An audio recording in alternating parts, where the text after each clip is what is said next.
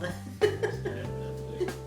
Hi, I'm Jennifer, and today we're going to be making a strawberry shortcake. Over the years, I've made strawberry shortcake a million different ways. It has gone through this whole evolution, and I think this is the ultimate version of my strawberry shortcake. We always had it for our Easter dessert. It's always kind of a celebratory dessert for my kids and my family, and today I'm going to make it for you.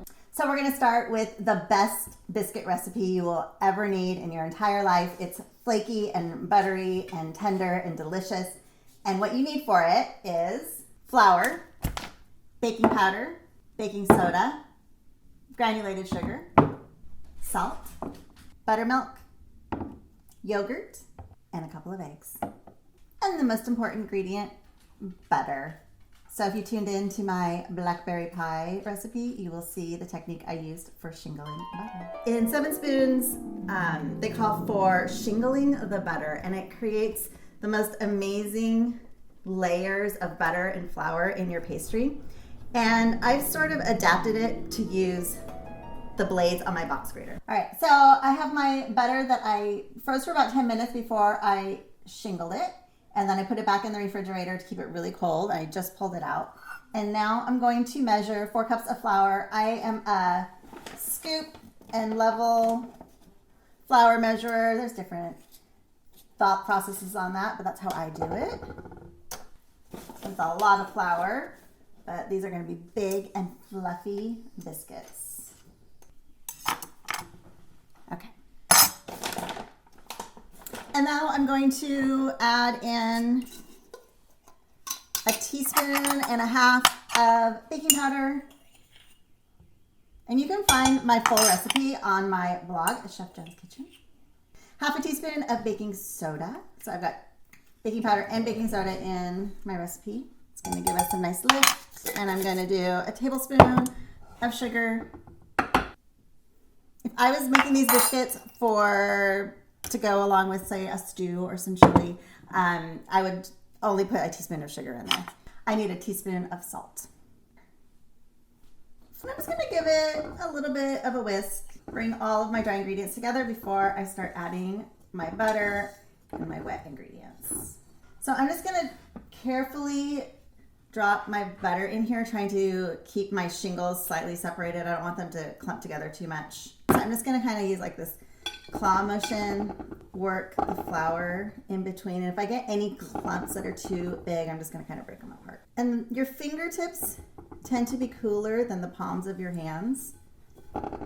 So if you can try and just work with your fingertips so you don't melt the butter with your hands.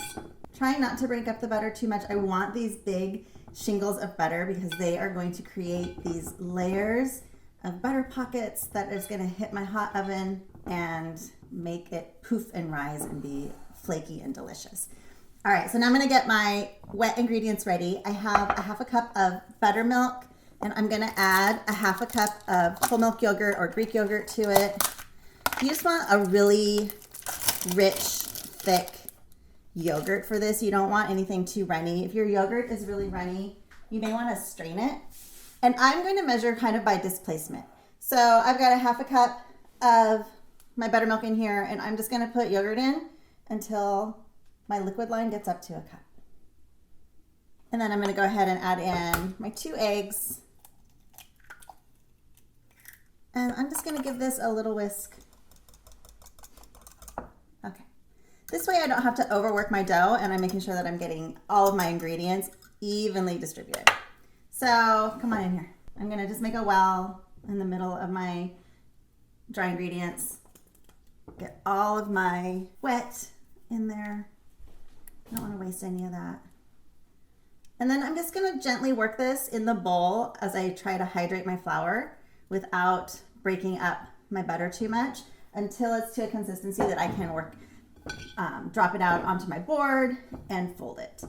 And so I'm going to my hands are going to be nice and gooey. And it's all going to come together. And I'm just kind of like picking it up, and it's really shaggy. It's still kind of dry feeling. But that just means I bet I have pockets of dough in there, or pockets of liquid that still need to hydrate. So now I'm going to get this out onto my board, and I'm going to knead it a little bit, and I'm going to do sort of a laminating, folding and pressing and creating lots and lots of layers, similar to making puff pastry. Because I'm going to try and get the dry parts onto the top of my flour that's already kind of been hydrated. So now I'm just going to take my big mound of shaggy mess here and just kind of press it. Push it all kind of together. And then I'm going to start kind of pulling it over. I'm going to turn it, and it's going to kind of be messy. And it's going to feel like it doesn't want to come together, and then it will. And then any parts that kind of fall off, I'm just going to kind of scoop them up and drop them on top. So the reason I wanted to keep my dough in big shingles the way I did is because we do knead and work this a little more than you typically would. And in that process, my butter breaks down to a little bit smaller pieces, but I do want those big sort of layers of butter and flour. Okay, we're almost there. And I don't want to overwork it. I don't want to have a tough biscuit. So I think I'm going to kind of stop here. I'm going to clean my board up with my extra little bits that are falling off. Just kind of push them over there. I'm going to give my hands a quick rinse, and then I'm going to come back and we're going to form our biscuits. All right, so I'm just going to gently press my biscuit dough down. You can see big hunks of butter in there. It's exactly what I want. I can use my bench scraper to kind of help me. I want to get this kind of into a rectangle, and I am going to make square biscuits. And I like to press this instead of rolling it out with a rolling pin. So you could get about 12 biscuits out of this recipe if you went with smaller biscuits. I'm going to kind of go with a medium. So I think I'm going to probably get maybe 8 biscuits. One of the benefits of doing a square biscuit is there's a little bit less waste. You don't have to rework your dough. When you do a round cutter, you tend to get a lot of parts that aren't utilized, and you have to kind of mush them back together and then reform them. And you can do that probably one time, more than one, and you're going to end up with a really tough biscuit.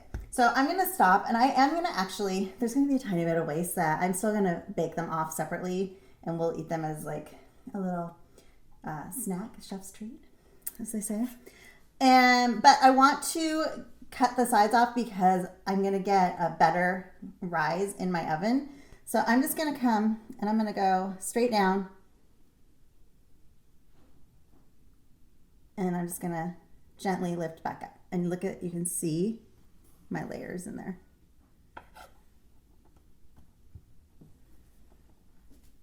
And then I'm going to do the same thing on this side. Because if I don't do this, it's kind of sealed off. And I won't get the rise on the one side of my biscuit. So I think I'm going to go long ways once. So straight down. Straight back up. I'm only getting 6 biscuits. It's okay. Here we go. Look at that. Isn't that gorgeous? Look at all those layers. If you have the time, you can throw this into your refrigerator for 10 minutes before you put it in the oven. So I'm going to brush the top with some heavy cream. And then, because this is strawberry shortcake, I'm going to sprinkle the top with some turbinado sugar. Turbinado sugar, this is raw turbinado sugar. It's really crumbly and flaky, and it's not going to totally melt. It's going to give us this really nice crystal bites of sugar on the top of our biscuit. It also has like a little bit of that molassesy flavor. It's going to add some texture and dimension to our strawberry shortcake. So this is going to go into my preheated 425 degree oven for about 20 minutes. I'm going to set my timer for 10, rotate it halfway, and then we'll go another 10 minutes and see if we're ready to pull it out. Okay. See you back here in 20.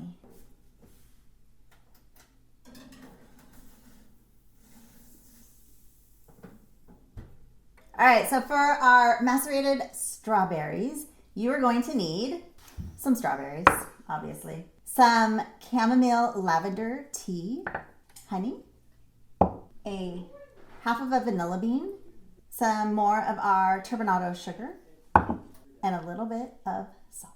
I'm gonna get about a 1/4 cup of my honey into it. Just a little, look at my cute little saucepan in there. And I like the sort of earthiness that honey gives us. I'm also going to sweeten it up just a little bit more with some turbinado sugar. A little more honey. Come on, honey. Come on, honey. It's very sticky today. So I just want to, I'm going to warm this up, one, so I can melt the sugar and kind of infuse all the ingredients together. And I'm going to do kind of a generous heaping tablespoon of my turbinado sugar. Turbinado sugar likes to kind of clump together. And then this is just one package of Chamomile-Lavender tea. So one little tea bag worth. And then I'm going to do a pinch of, just a little pinch of salt just to balance all those flavors out, all the sweetness. I'm going to cut my vanilla bean in half. I'm actually going to save half of this bean for my whipped cream later.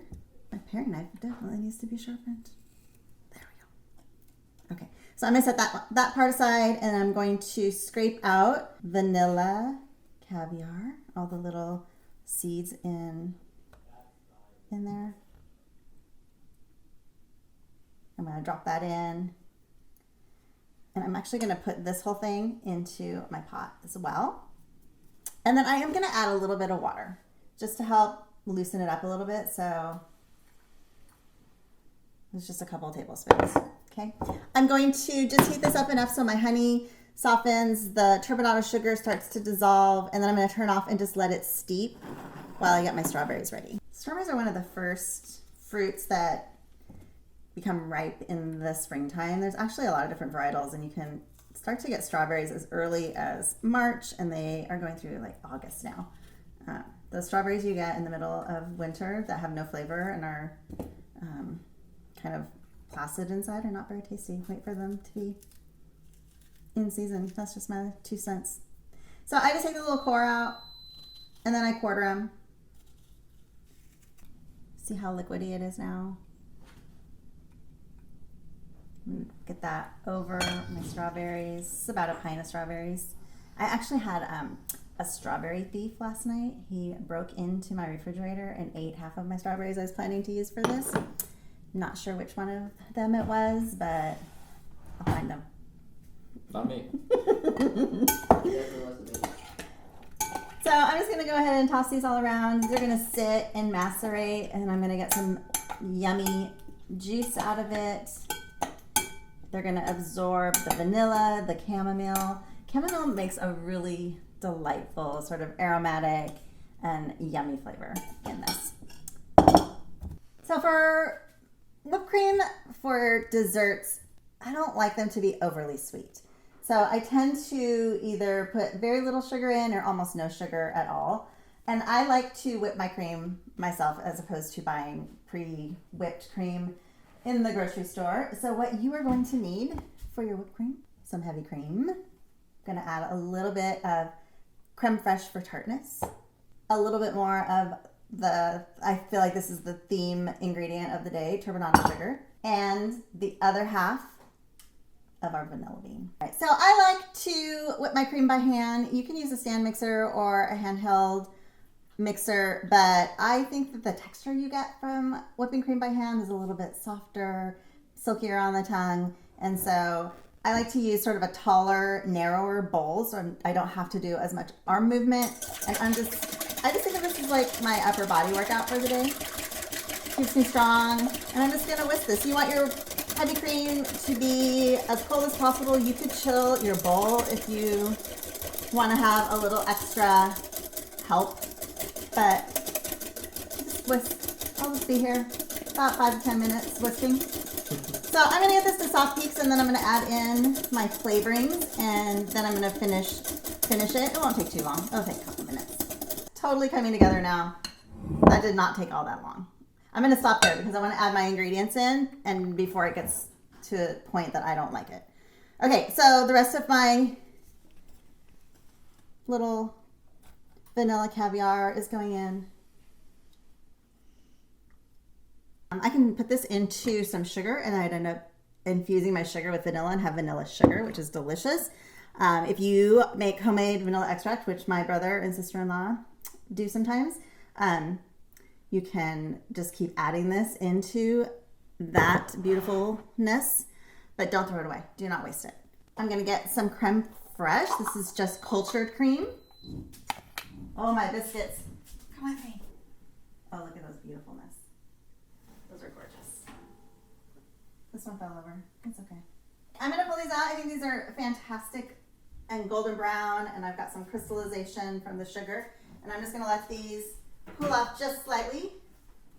Okay, so I'm going to get about 1/4 of a cup of creme fraiche into my heavy whipping cream. This is going to give us some tang. It's going to be really yummy. And then, just for a little sweetness, and this doesn't add like that cloyingly sweet flavor, but it also gives some texture. And we're going to want a little bit of texture. So I'm just going to put about a tablespoon of our turbinado sugar. And just going to give this a nice little whisk. And I think that we are right where I want it. Right. What do you think? Should we build one of these? Yeah, let's do it. Okay.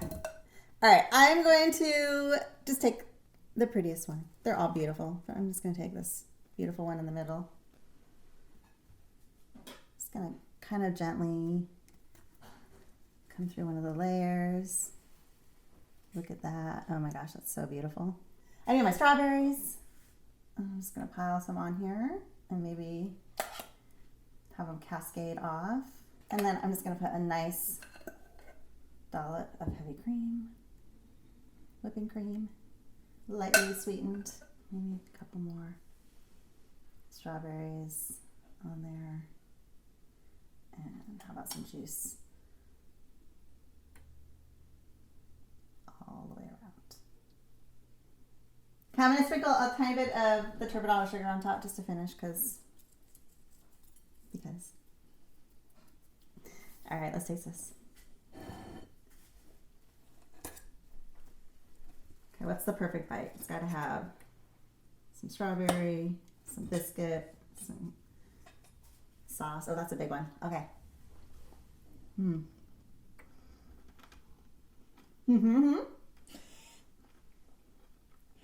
Here, do you want to do a dramatic, like... That was really good. Is it? I think this was better than the one yesterday. Really? The biscuit is like crispy on the outside and flaky and tender on the inside. The strawberries have just enough sweetness. The cream is not over whipped and it's not too sweet. And the little sugary bites from the turbinado sugar is so good. It's perfection. I love it. You should try it. Over the years, I have made a million different versions of strawberry shortcake. We always had it as our celebration dessert for Easter. And that's what I think about that. What? Maybe don't say that. I don't know, that was pretty informative, I think. That's my nightmare sound when I'm having a nightmare.